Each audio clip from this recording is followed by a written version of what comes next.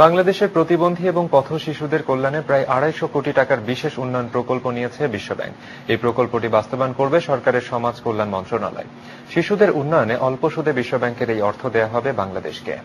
তবে বিশ্বব্যাংকের country director শিয়েনজু এটিকে সুদ বলতে নারাজ, বলেছেন উন্নয়ন ব্যবসা। রিজভিনাজের রিপোর্ট।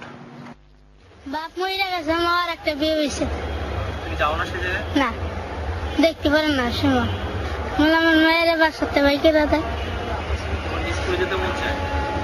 যাইতে তো মন চায়, কিন্তু আমার সমস্যা একটা 12টা বাজে ছুটি দেয়, কাজ করতে পারি না।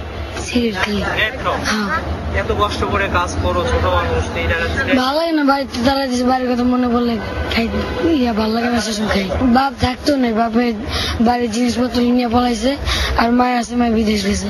মায়ের আমার খোঁজ খবর নেই না, আমিও খোঁজ খবর নিই না। আমার আমি কর্ম করি, আমার আমি খাই, মায়ের ছাড়া ভালো লাগে না। সারা দেশের প্রতিবন্ধী এবং পথ শিশুদের কল্যাণে নেয়া এই বিশেষ প্রকল্প তদারক করবে সমাজ কল্যাণ মন্ত্রণালয়। বাস্তবায়নের দায়িত্ব পাবে স্থানীয় এনজিওগুলো। প্রকল্পের আওতায় পথ শিশুদের নিরাপদ আবাসে রেখে ইউসেফ মডেলে হাতে কলমে কর্মোপযোগী করে তোলা হবে। ওদের জন্য ড্রপ ইন সেন্টার থাকবে। তারা যখন ওখানে গিয়ে খাওয়ার থেকে, শোয়ার থেকে, বই পড়ার থেকে anything they want they can do. আমাদের দেশে পাগল বলে রাস্তাঘাটে পারি, অল্প মেডিকেল সাপোর্ট পেলে আর সোশ্যাল অ্যাক্সিডেন্ট পেলে তারা কিন্তু সব চাকরি বাকরি সবকিছু করতে পারে।